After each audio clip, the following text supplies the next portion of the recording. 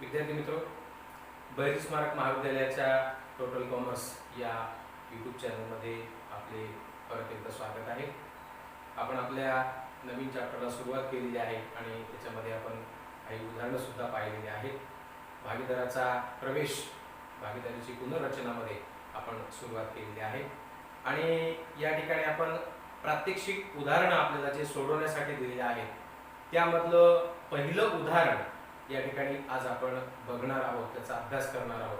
तुम्ही त्याच्याकरिता आपल्या रजिस्टरमध्ये, आपल्या वहीमध्ये आपले नेहमीचे जे प्रोफॉर्मे आहेत, तक्ते आहेत, ते तुम्ही तयार करायचे आहेत. नफा तोटा समायोजन खात्यासाठी, ज्याला आपण पुनर्मूल्यांकन खाते असं सुद्धा म्हणतो, भागीदारांचे भांडवल खाते आणि ताळेबंद तयार करून घ्यायचं आहे तुम्ही. आणि त्याखाली थोडीशी वर्किंग नोट्सला आपल्याला असं जे कच्चं काम करायचं आहे त्याच्याकरिता आपल्याला जागा सोडायची आहे. ठीक आहे, आपण काय करू, हे सगळे तक्ते तयार करून घेऊया. अगोदर थोडासा व्हिडिओ स्टॉप करा, हे सगळे तक्ते आपल्या रजिस्टरमध्ये तयार करा आणि माझ्यासोबत तुम्ही हे गणित कशा पद्धतीनं सोडवलेलं आहे हे समजून घेऊन तशा पद्धतीनं सोडवण्याचा आपण प्रयत्न करूया. ठीक आहे, आपण सुरुवातीला हे गणित अगोदर कोणत्या प्रकारचं आहे किंवा कशा पद्धतीने या गणितामध्ये वेगवेगळ्या प्रकारच्या समायोजना दिलेल्या आहेत त्याचा सुरुवातीला आपण विचार करूया. पहा, नेहमी आपल्या वार्षिक परीक्षेमध्ये सुद्धा आपण दिलेलं गणित हे व्यवस्थित वाचन करणं गरजेचं आहे, जेणेकरून त्या गणितामधले आपल्याला समायोजना लक्षात येतील आणि त्या अनुषंगाने ज्यावेळेस आपण गणित प्रत्यक्ष सोडवायला सुरुवात करूया त्यावेळेस हे सहज आपल्याला लक्षात राहील. ठीक आहे, आपण काय करूया, गणिताचा अगोदर वाचन करूया. ठीक, पहा, गणित क्रमांक 1 आणि तुमच्या मराठीच्या पुस्तकामध्ये, मराठी माध्यमाच्या पुस्तकामध्ये तुम्हाला पेज क्रमांक 165 वर हे गणित तुम्हाला पाहायला मिळेल. गणित क्रमांक 1 आहे प्रात्यक्षिक उदाहरणामधलं. विक्रम आणि प्रज्ञा 2:3 या प्रमाणामध्ये नफा तोटा वाटून घेतात. 31 मार्च 2018 रोजी त्यांचा ताळेबंद खालील प्रमाणे होता. जनरली आपल्याला जुन्या भागीदारांचा ताळेबंद देतात, नवीन भागीदाराच्या ज्या काही प्रवेशाच्या अटी आहेत त्या प्रवेशाच्या अटी देतात आणि त्यानंतर संपत्ती किंवा देयतांचं अवमूल्यन किंवा अधिमूल्यन कशा पद्धतीने झालं हे सुद्धा त्या ठिकाणी दिलं जातं. आणि बहुतेक गणितांमध्ये आपल्याला जे आता सर्व भागीदार आहेत त्या सर्व भागीदारांचं नवीन भांडवल सुद्धा कॅल्क्युलेट करायला सांगितलं जातं. आपल्या या गणितामध्ये आज नवीन भांडवल कशा पद्धतीनं कॅल्क्युलेट करायचं, अगणित करायचं आणि ते भांडवल खात्याला कशा पद्धतीनं दर्शवायचं आणि त्याचा काय परिणाम होतो किंवा हे नवीन भांडवल कोणत्या पद्धतीनं काढायचं याचा सर्व अभ्यास आपण आजच्या गणितामध्ये करणार आहोत. अतिशय महत्त्वाचं गणित आहे. तुम्ही थोडंसं काळजीपूर्वक, लक्षपूर्वक हे गणित कशा पद्धतीनं सोडवलेलं आहे याकडे तुम्ही लक्ष देणं गरजेचं आहे. या ठिकाणी ताळेबंद काही पूर्ण वाचून दाखवत नाही. आपल्याला नेहमी माहिती आहे ताळेबंद जुन्या भागीदारांचा असतो. त्या ठिकाणी तो ताळेबंद देऊन त्या ताळेबंदाच्या अनुषंगिक असणाऱ्या काही संपत्ती आणि देयतांचं आपल्याला पुनर्मूल्यांकन करावं लागतं. जे नवीन विद्यार्थी आहेत त्यांच्यासाठी परत एकदा सांगतो, आपण तशा कीर्द नोंदी आणि याचं प्रारूप नेमकं काय आणि कशा प्रकारचं असतं याचा अभ्यास केलेला आहे. परंतु तरी सुद्धा आपण या भागीदाराच्या प्रवेशामध्ये एकूण एक पुनर्मूल्यांकन खाते, त्यानंतर भागीदारांचे भांडवल खाते तयार करत असतो आणि या सर्व भागीदारांचा जो नवीन ताळेबंद आहे 1 एप्रिल रोजीचा तो आपण ताळेबंद तयार करत असतो. आणि ह्याच्यासाठी आपण जुन्या ताळेबंदाचा आधार म्हणजे जुन्या ताळेबंदातील संपत्ती आणि देयता त्यामध्ये वाढ झाली का घट झाली याचा विचार करून आपण हे नफा तोटा समायोजन खाते म्हणजेच पुनर्मूल्यांकन खाते तयार करत असतो. या पुनर्मूल्यांकन खात्यावर आलेला नफा किंवा तोटा अर्थात सर्व संपत्ती आणि देयता जुन्या भागीदारांच्याच असल्यामुळे आतापर्यंतच्या म्हणजे 31 मार्च पर्यंतच्या, म्हणून त्याच्यावर आलेला नफा किंवा तोटा हा आपण जुन्या भागीदारांनाच वाटून देत असतो. आणि त्यानंतर नवीन भागीदाराला प्रवेश देत असताना कोणत्या कोणत्या अटी, जसं त्यानं भांडवल किती आणावं, त्याने ख्याती कशा पद्धतीने आणावी यासारख्या समायोजना आपण त्या ठिकाणी विचारात घेतो. त्यानंतर जसं आपण मगाशी म्हटलं की काही समायोजना या पुनर्मूल्यांकन खात्याच्या बाबतीत असतील त्याही आपण समायोजना लक्षात घेऊन पुनर्मूल्यांकन खाते तयार करतो आणि त्या संपत्ती आणि देयतांमध्ये काही वाढ घट झाली असेल तर त्याचा परिणाम आपण ताळेबंदामध्ये दर्शवत असतो. खूप सोपं अशा प्रकारचं गणित आहे. या गणितामध्ये मात्र आपल्याला एक नवीन गोष्ट शिकायला मिळणार आहे, ती म्हणजे नवीन भांडवल कशा पद्धतीनं आगणित करायचं आहे ती. ठीक आहे. मगाशी सांगितल्याप्रमाणे तुम्ही तुमच्या रजिस्टरमध्ये, तुमच्या वहीमध्ये हे सर्व खाते प्रिपेअर करून घ्या, तयार करून घ्या आणि आपण गणिताला सुरुवात करू. ठीक आहे. पहा आता या ताळेबंदाच्या खाली काही समायोजन दिलेल्या आहेत. 1 एप्रिल 2018 रोजी त्यांनी अवनीला भागीदारीमध्ये खालील अटींवर प्रवेश दिला.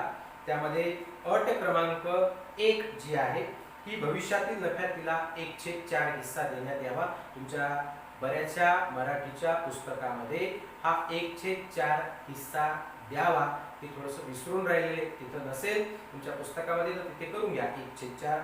नंबर 2 आहे, तिने भांडवल म्हणून 37,500 रुपये आणावेत आणि ख्यातीकरिता रुपये 30,000 रोख आणावेत.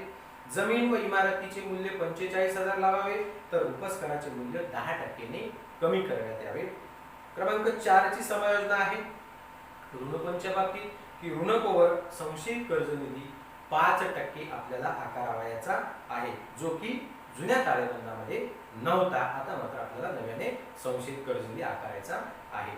त्यानंतर नंबर 5 आहे, स्कंधाचे मूल्य हे 82,500 रुपये लावावे.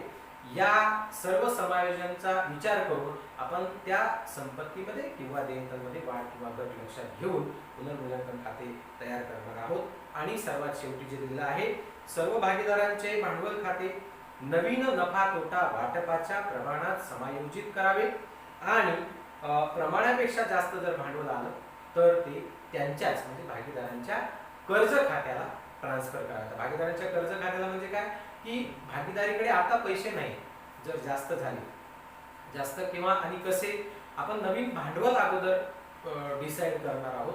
नवीन भांडवल व्यवसाय संस्थेचं अगोदर ठरविणार आहोत आणि त्याच्याकरिता आपल्याला नवीन प्रमाण सुद्धा लागणार आहे. सर्व काही मी तुम्हाला हे समजून सांगणार आहे. काळजीपूर्वक तुम्ही हे थोडंसं या ठिकाणी लक्ष देणं गरजेचं आहे. आणि म्हणून परत एकदा सांगतो की जादा झालेली रक्कम म्हणजे ठरविलेल्या भांडवलापेक्षा त्याचं भांडवल समजा जे विक्रम आहे त्याचं विक्रमचं भांडवल उदाहरणार्थ नवीन भांडवलाच्या याच्यानुसार एक गृहीत धरा की ते 40,000 आलेलं आहे आणि त्याच्या भांडवल खात्याच्या नावे बाजूची बेरीज ही थोडी कमी येत आहे. अर्थात त्या ठिकाणी मग जेवढी बेरीज कमी येत आहे किंवा जेवढं भांडवल जास्त होत आहे, जमा बाजू जास्त होत आहे, तेवढं भांडवल आपल्याला काय करायचं आहे त्या ठिकाणी परत करायचं आहे. लक्षात घ्या. ठीक आहे. या ठिकाणी आपल्याला त्यांच्या नवीन नफा तोटा विभाजनाच्या प्रमाणामध्ये भांडवल समायोजित करायचं आहे, म्हणून आपल्याला ठिकाणी नवीन प्रमाण सुद्धा काढायचं आहे. या सगळ्या गोष्टी आपण लक्षात घेऊया आणि आपल्या गणिताला सुरुवात करूया. ठीक आहे. तुम्ही तुमच्या रजिस्टरमध्ये हे अशा प्रकारचे खाते तयार केलेले असं आपण गृहीत धरू आणि सुरुवात करूया. आपलं पहिलं काम काय असेल तर त्या ठिकाणी जे आपले भागीदार आहेत विक्रम, प्रज्ञा आणि अवनी, यामध्ये अवनी तिला आपण नव्याने भागीदारीमध्ये प्रवेश देणार आहोत. आणि म्हणून या ठिकाणी सर्व भागीदारांच्या ज्या शिल्का आहेत त्या शिल्का ज्या आपल्या जुन्या ताळेबंदामध्ये आहेत त्या आपल्याला अगोदर या भांडवल खात्याच्या जमा बाजूला, कारण त्या ठिकाणी जमा अधिके त्या ठिकाणी देण्यात आले आहे, म्हणून आपण ती शिल्लक पुढे आणूया. शिल्लक पुढे आणली रुपये 75,000 आणि 75,000 दोघांचे भांडवल जुन्या ताळेबंदामध्ये किती दिलं आहे 75,000. ठीक आहे. अवनी नवीन प्रवेश घेणार आहे, अवनी सुद्धा भांडवल आणणार आहे, परंतु आपण जेव्हा समायोजनेकडे जाऊया तेव्हा त्या भांडवलाचा विचार करूया. ठीक आहे. आता हे पहिलं काम झाल्याच्या नंतर आपल्याला जे आपण नफा तोटा समायोजन खाते तयार करणार आहोत तिकडे जायचं आहे. त्याच्या बाबतीत असणाऱ्या समायोजना अगोदर विचारात घ्यायचे. स्टेप बाय स्टेप काय काय करणार आपण त्या ठिकाणी. अगोदर नफा तोटा समायोजन खाते म्हणजेच पुनर्मूल्यांकन खाते तयार करणार. त्या पुनर्मूल्यांकन खात्यावरचा नफा किंवा तोटा शोधून काढणार, तो भागीदारांच्या भांडवल खात्याला ट्रान्सफर करणार. त्यानंतर नवीन भागीदाराने आणलेली भांडवल, आणलेली ख्याती याचा विचार करणार.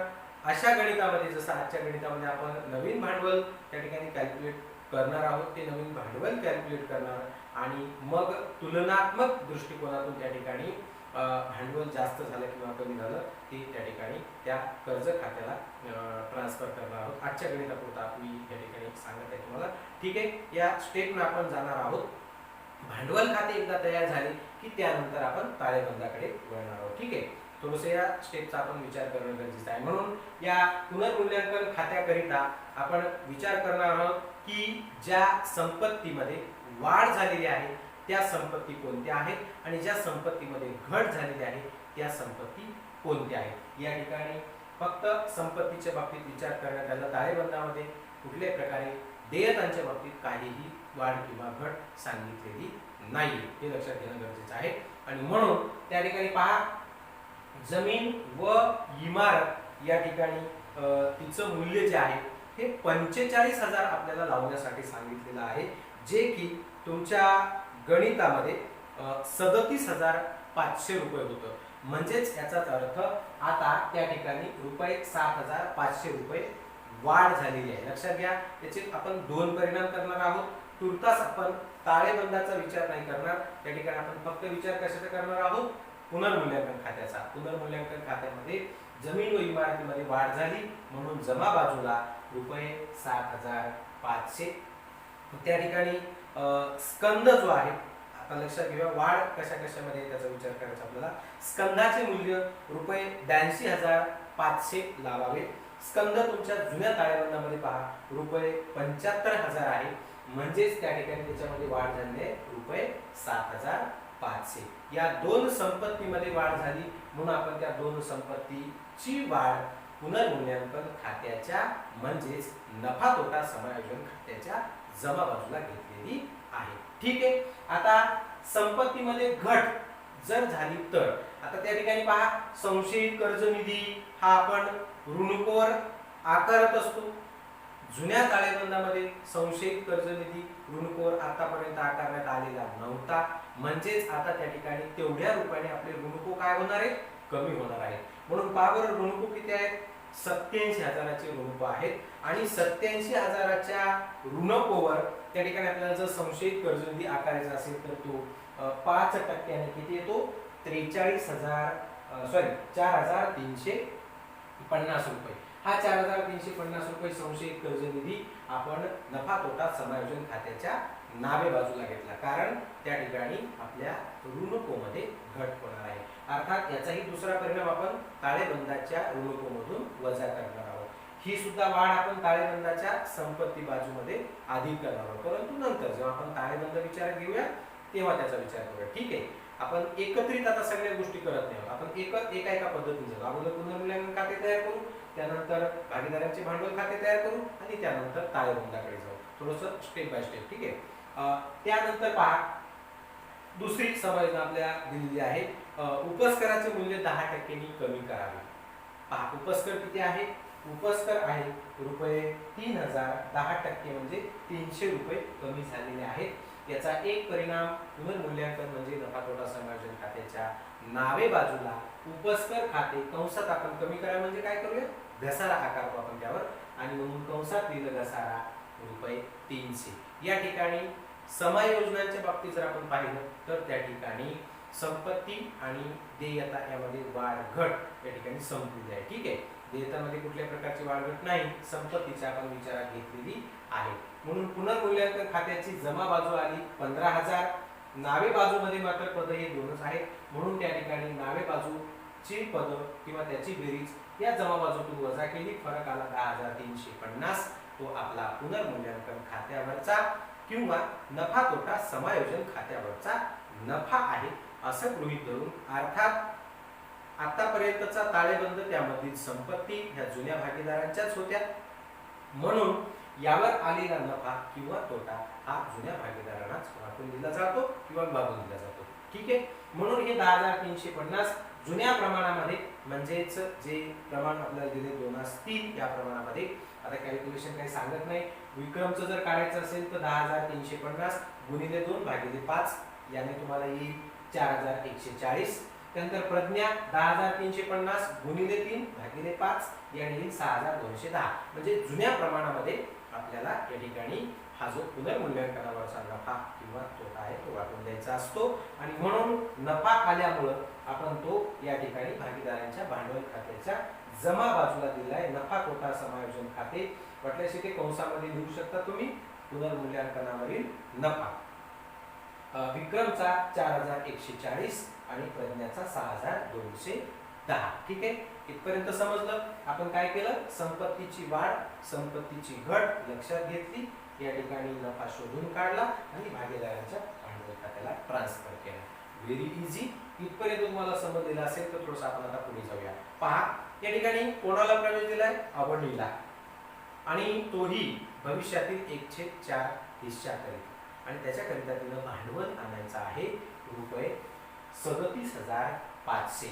आणि म्हणून त्या ठिकाणी आपण या अवनीच्या भांडवल खात्याला घेतलं बँक खाते. गृहीत धरलं की बँके थ्रू तिनं भांडवल आणलं. तुम्ही रोख खाते सुद्धा लिहू शकता. ठीक आहे, म्हणून बँक खाते 37,500. अर्थात पूर्वीची रोख असेल किंवा पूर्वीची बँक खात्याची शिल्लक असेल तर त्यामध्ये 37,500 अधिक होतील आणि त्याचा परिणाम ताळेबंदावर दिसेल. हे तुला लक्षात घेणं गरजेचं आहे. ठीक आहे, 37,500. आता ख्याती जी आहे तिने ख्याती आणायची आहे रुपये 30,000 आणि ख्यातीचं वाटप आपण त्यागाच्या प्रमाणामध्ये करतो आणि त्यागाचे प्रमाण बरोबर त्या ठिकाणी जुने प्रमाण या ठिकाणी, म्हणून आपण ती जुन्या प्रमाणातच वाटून दिली.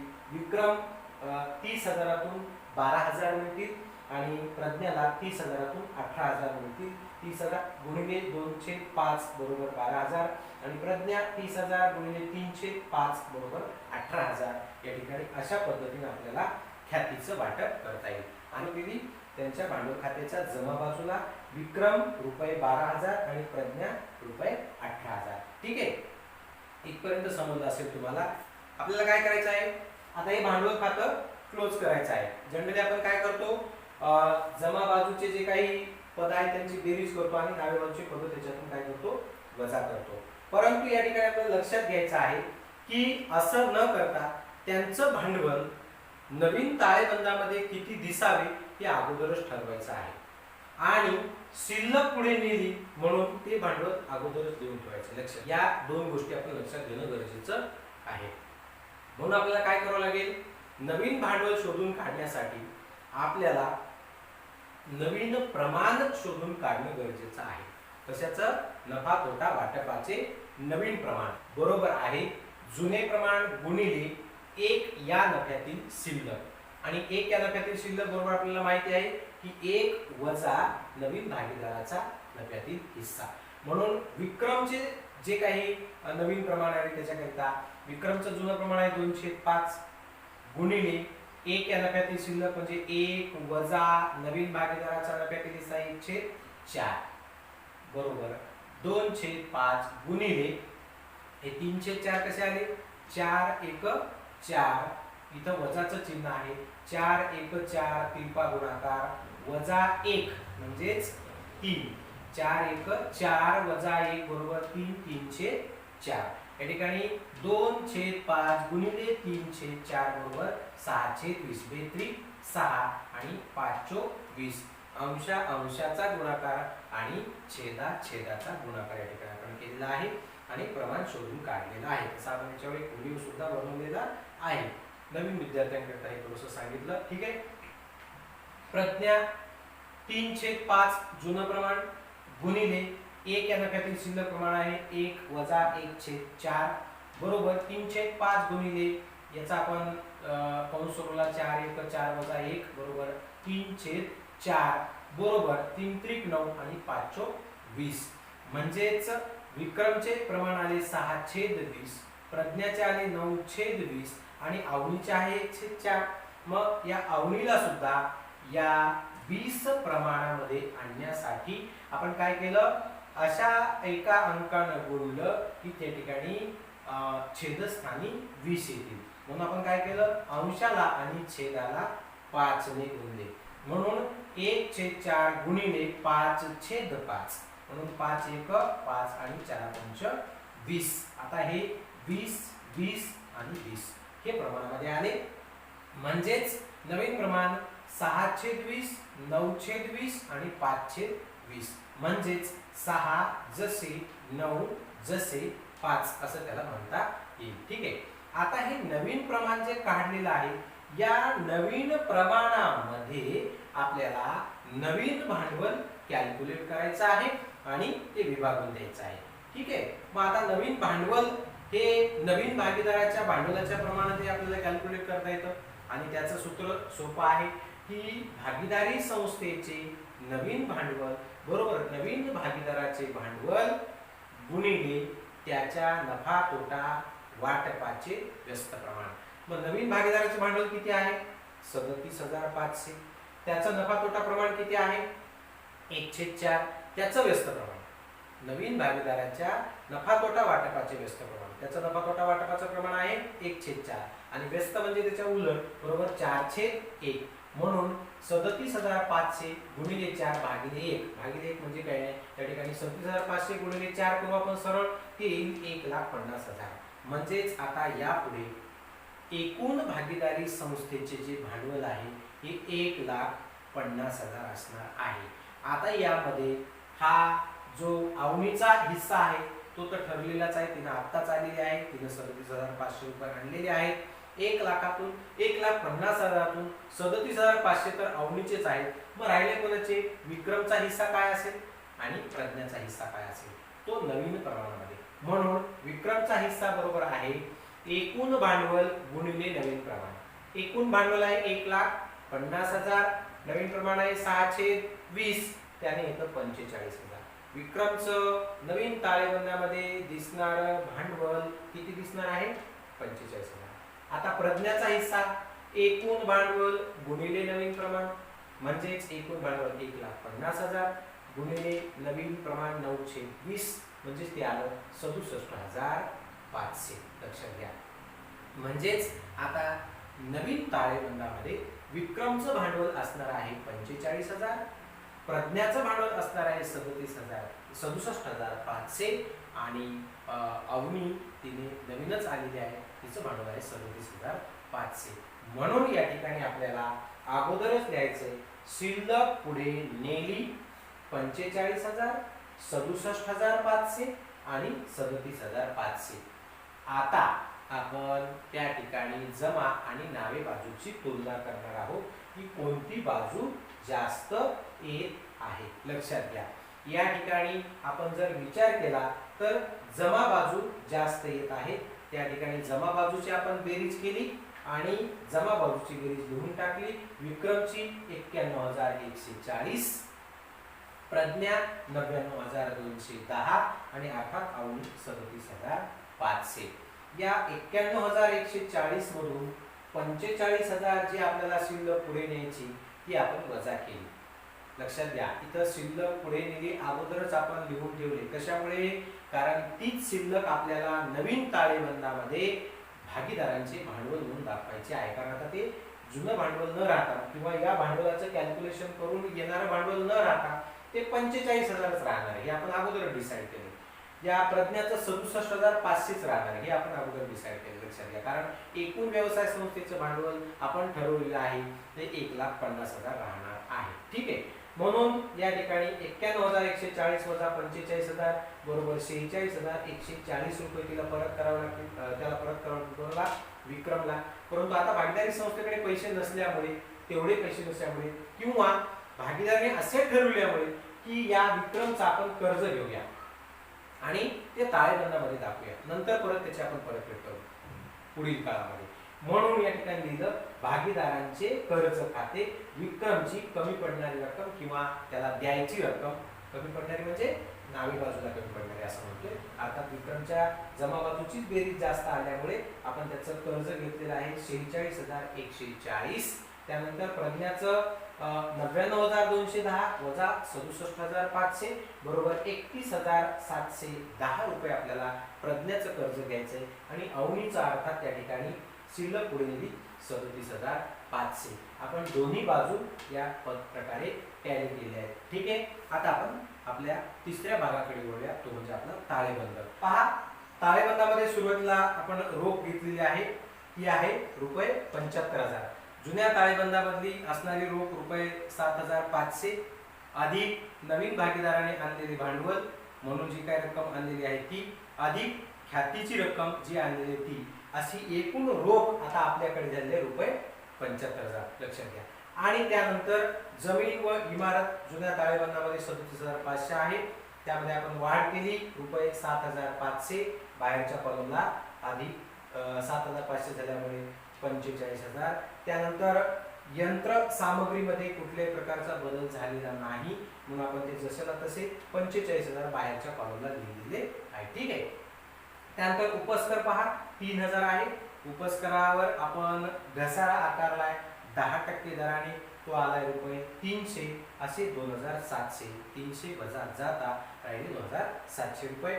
स्कंद रुपये 75,000. स्कंदामध्ये सुद्धा अर्थात आपल्याला वाढ सांगितले 7,500 रुपये. ती वाढ या ठिकाणी अधिक केली तर बाहेरच्या कॉलमला 82,500 रुपये आलेले आहेत. आपले ऋणको होते 87,000चे, ज्यावर आतापर्यंत म्हणजे जुन्या ताळेबंदामध्ये आतापर्यंत संशयित कर्ज निधी नव्हता, परंतु आता आपल्याला तो आकारायचा सांगितलेला आहे म्हणून संशयित कर्ज निधीची रक्कम ऋणकोमधून वजा होईल 4,350. राहिले बाहेरच्या कॉलमला 82,650. आता या ठिकाणी आपल्या देयता बाजूकडे आपण येऊया.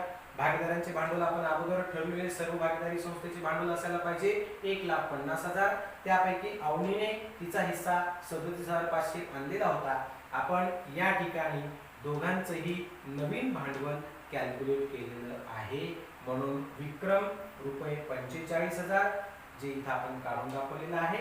प्रज्ञा रुपये 67,500 जे या ठिकाणी आपण कॅल्क्युलेट केलेलं आहे. अशा पद्धतीने तिघांच्याही भांडवल खात्याची बेरीज 1,50,000 बाहेरच्या कॉलमला आपण दिलेली आहे.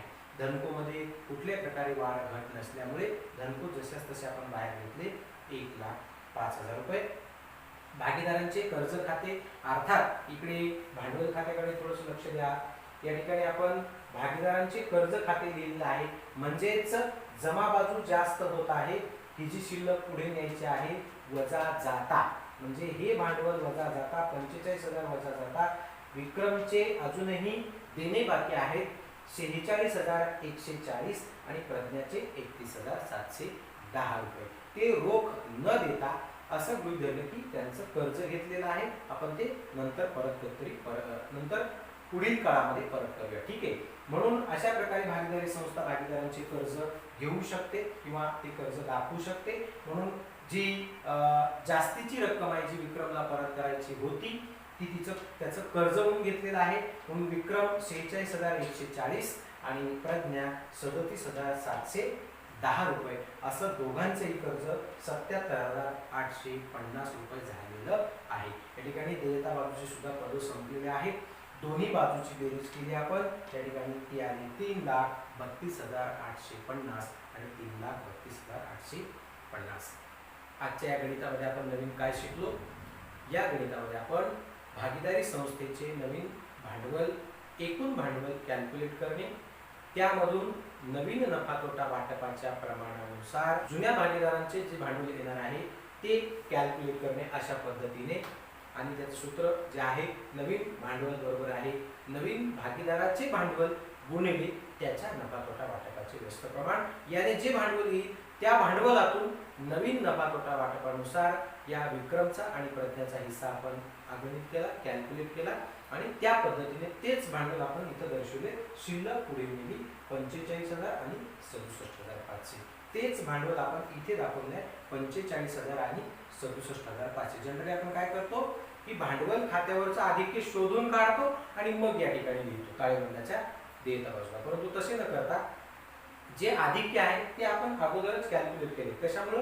कारण तेच भांडवल आता असणार आहे, नवीन भांडवल असणार आहे हे ठरलेलं आहे आणि म्हणून 45,000 आणि 67,500 आणि अवनीचं 37,500 हे तिघांचंही नवीन भांडवल असणार आहे म्हणून आपण ती शिल्लक पुढे नेली असं लिहिलेलं आहे. ठीक आहे. या ठिकाणी या गणितामध्ये आणखी काही अडचण असेल तर तुम्ही आपल्या गुगल क्लासरूमच्या कमेंट बॉक्समध्ये मला तसं कमेंट्स करू शकता किंवा प्रश्न विचारू शकता. थांबूया ठिकाणी आपण आता.